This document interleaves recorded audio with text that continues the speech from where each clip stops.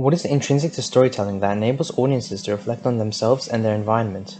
By analyzing George Orwell's 1984 and Denis Villenueve's Dune, we can see how human experiences are intricately weaved into stories to explore the complexities in our emotions and behaviors when faced with challenges. Both texts are effective in commenting on foundational insights as their nuances reflect on our connections and individuality. Humanity's urge for both conformity and self-identity are a product of our paradoxical emotions and behaviors. The collective urge to conform is subtly portrayed in each text, with 1984 using this concept in response to the oppressive nature of Nazi Germany and the Soviet Union. As seen in his ironic juxtaposition, the horrible thing about the 2 minutes hate was not that one was obliged to act a part, but that it was impossible to avoid joining in. Winston demonstrates subtly contradictory behavior as he follows the will of the party despite his rebellious hatred towards them. By revealing the complexities in Winston's emotions, Orwell invokes that we can inhibit obedient behaviors despite seeking self-identity. Winston's anomalous tendencies are also minutely examined in the motif of the varicose ulcer as portrayed in Winston had a varicose ulcer above his right ankle, where the ulcer reaches its worst state as Winston has fully conformed, contradicting his original motives of rebellion. By analyzing this, we can perceive how Orwell's precise language comments on the consistency in our paradoxical behaviors when searching for freedom. Dune, however, uses features of film to finally represent the collective desire for self-identity in a conformist society, as seen in the prophetic foreshadowing of the protagonist Paul Atreides eventually becoming the Kwisatz Haderach of his people. This prophecy blurs the sense of individuality as Paul paradoxically grapples with whether he should fulfill or subvert his predetermined role. In presenting this prophecy to his viewers, Denis Villenueve infers that our self-identities are derived from our emotions, albeit being paradoxical. This idea is further demonstrated in multiple painting sequences of Paul and the Fremen journeying through the vast desert, as Paul's conformist motives are shaped into self-centered desires through his emotional connection to the environment and its collective natives. By incorporating painting into its cinematography, Dune subtly reveals how humanity's emotions can transform our urges for conformity and individuality. The collective desire for orthodoxy despite individuality is used as a tool by both composers to critique humanity's contradictory nature. The subtle nuances in our complex emotions drive the need for rebellion in the face of authority, offering insights into our connections and relationships. The inherent urge to rebel is represented intricately in each text, albeit through differing contexts.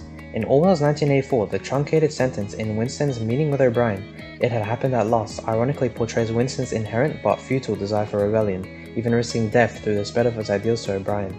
By subtly featuring Winston's innate hope, Orwell reveals that we inherently maintain rebellious attitudes, even if it costs our lives.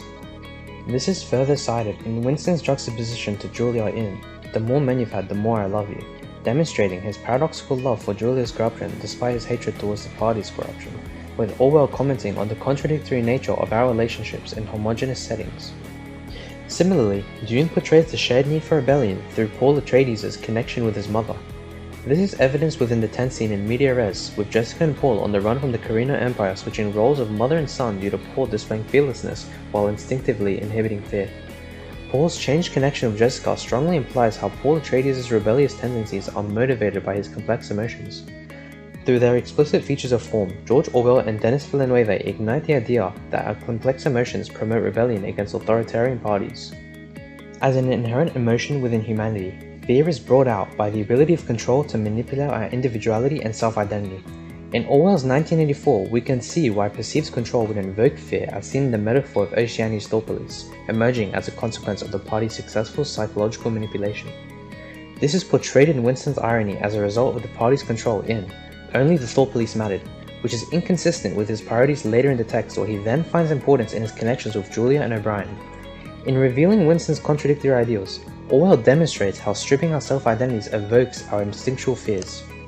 The instinctive fear of control is further solidified through Winston's conversation with Syme, where Syme comments on Newspeak's features and its connection with the linguistic relativity inherent in humanity. We can see this evidence in Syme's paradox. "Don't you see the whole aim of Newspeak is to narrow the range of thought," where he renders the aim of Newspeak to be juxtaposed to the aim of most languages. From his paradox, we learn that the allowance of surveillance in Oceania has led to the loss of political freedom in its population, demonstrating how the loss of expressional freedom creates fear within us. Dune, however, represents the fear of control through the Carino Empire's harassment of House Atreides, as summarized in Jessica Atreides' litany against fear. "I must not fear. Fear is the mind killer. Fear is a little death that brings obliteration," demonstrating her individual experience of fearing for her son losing his identity and freedom as a result of control, portraying the cruciality of control in revealing our instinctual fears. From our analysis of the subtleties in 1984 in Dune, we find that the collective fear of control is vital in motivating us towards self-freedom. Dune in 1984 succeeded in utilizing minute details to highlight different perspectives on our human experiences, with the former providing insight into our connections with ourselves and our surroundings, and the latter inviting readers to remain politically critical so as to not create a hopelessly controlled dystopia like Oceania.